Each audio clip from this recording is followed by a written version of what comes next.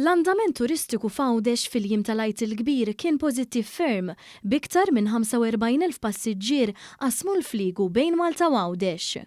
Żvela din iċ-ċifra ċ-Chairman tal-kumpanija GoZo Channel, Joe Cordina, li qasam ma' One News ċifri inkoraġġanti ta' kemm qasmu nies il-fliegu ta' bejn Malta u Għawdex fi żmien il-btajjel tal-Għid.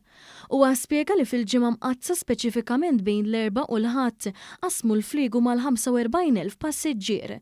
L-erba' vapuri tal-GoZo Channel jaħdmu kontinwament b'shuttle service.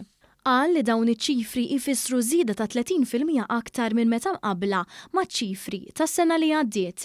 Joe Cordina qal li l-aktar ġurnata impenjattiva għal ħaddiema tal-GoZo Channel kien il-ħamis, ħamis iċ-xirka, meta qasmu l-fliegu iktar minn 11,200 passiġġier.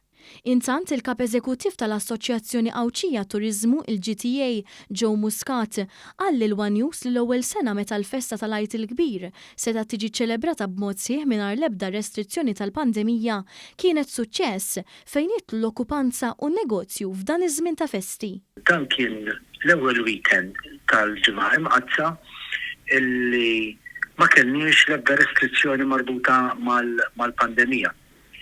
U dan il-weekend l-okkupanza kienet tidher li hija tajba kif diġà qed l-iktar mis-suq Malti. Ovvjament kien hemm ukoll preżenza ta' turisti barranin li jażlu dan iż-żmien tas-sena sabiex jaqattaw il-btajjel tagħhom fil-Gżira Qawċija. Qegħdin nnotaw ukoll żieda f'dawk il-Maltin li għandhom it-tieni residenza tagħhom ġewwa l-Gżira Qawċija.